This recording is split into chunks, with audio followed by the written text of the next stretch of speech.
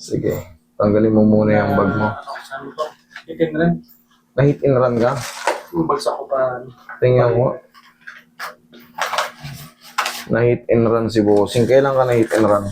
April pa eh. April na Naku, Bossing. Lumaglag ah. bagsak. Ang kaliwa, bagsak oh. Makikita mo naman.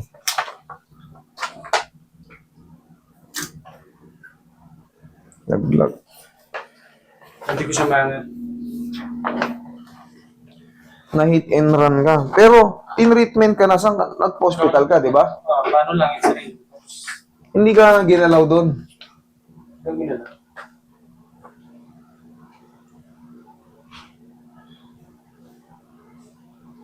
Okay.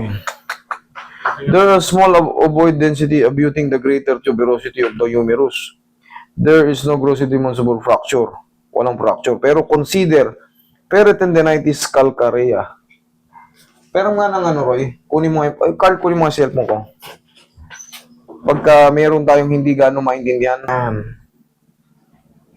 magkakaroon ng calcific sa buto. Ayan lang naman ang highlighted. Tapos may nakahiwalay na maliit. Monsing, ang magiging ano nito, pwede naman daw sa physiotherapy tsaka injection. Pero siyempre, subukan natin. Pang-adjustment talaga siya. Pero sa lakas ng impact, baka may napatid na mga tendons. Clinical correlation. Huwag mong labanan na.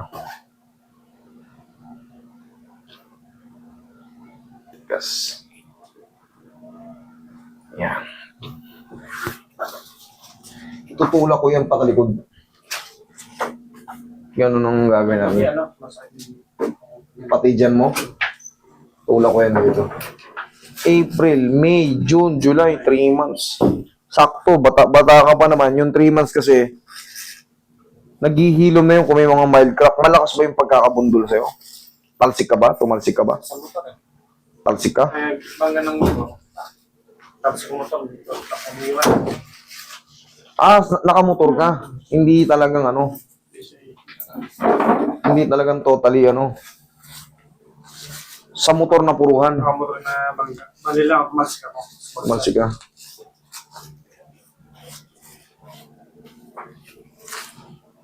Relax na. Huwag mo lalabanan. Mas maganda pang ano eh. Mas maganda pang... Hindi. Mas maganda pang ano. Yung mga... Kumpara sa mga nadadamage yung mga tendons, mas maganda lang nalaglag na lang eh. Mas madali pang ayusin yun eh.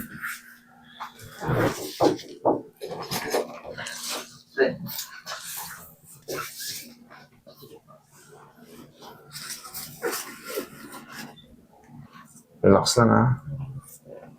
Yan. Relax lang.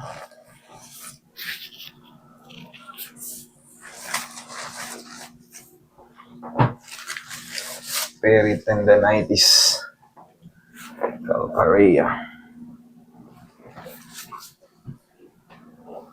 Wala rin siyang pinagkaiba sa mga ano eh.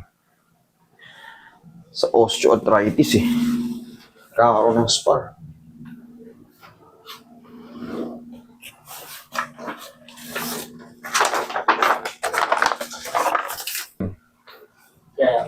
Kaya, Tihaya.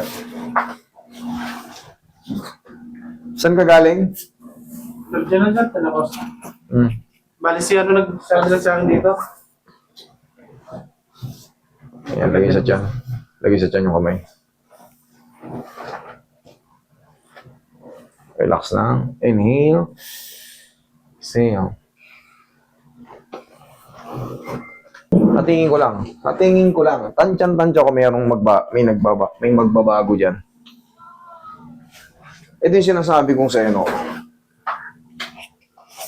Hindi nila napansin to. Dahil nga disgrasya yan eh, no? May malit na... Dapat, the same lang din yan dito eh. Wala naman ito. Eh, no? Pero nga, 3 months na, yung maliit na crack na yan, hilom na yan. Kaya safe nang galawin. Pero syempre, Pag hindi ka marunong mag-tansya ng duration ng healing process ng ano, depende kasi yan sa edad. Medyo risking galawin yun. Lalo kung bago pa yung mga crack-crack na yun, yung maliliit na crack na yun. Maaaring mong mapalaki yun pagka hindi ka marunong talaga mag-intindi ng ano. Buto-buto. Maraming nagaganito, pero kailangan talaga suriin nyo. Maraming magaling, suriin nyo lang. Suriin nyo lang. Kailangan talaga marunong umintindi rin. Hindi lang basta adjustment. Madali lang mag-adjust eh. Pero yung magiging kahinatnan pag after ng adjustment, yung mga mako-compensate, yung mga madadamage.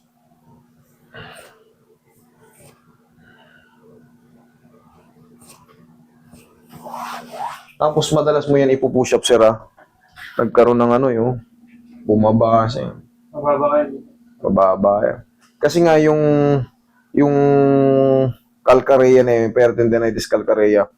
Siyempre, pagka once na natuklap, parang may buturo na ano, parang nagkaroon ng calcific. Siyempre, yung nakakapit doon na tendon, magiging unhealthy.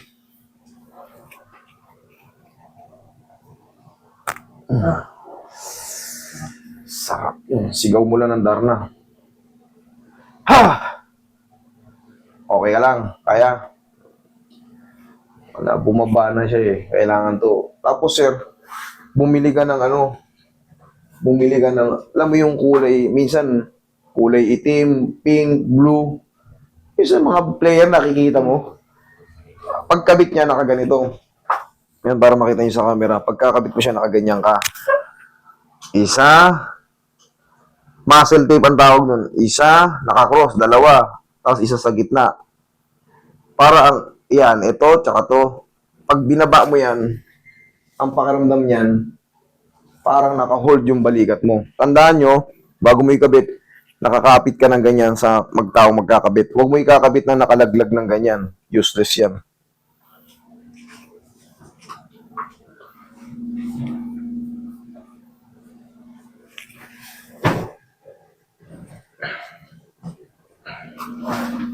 Shoot na yan. Ganito lang eh. Ngayon, unti-unti mo na yan may movement na. O, abot na yung ano.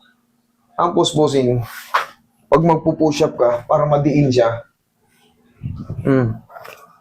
Push up mo para lumaki yung muscle ha. Pag ganyan ha. Sa kama lang muna. Testing mo kung ano, kaya mo. Kahit mga 5 piraso, 3 piraso, okay na yun. Sige, push up ka. 1. Kahit mga 3 piraso lang. 2. 3. Okay.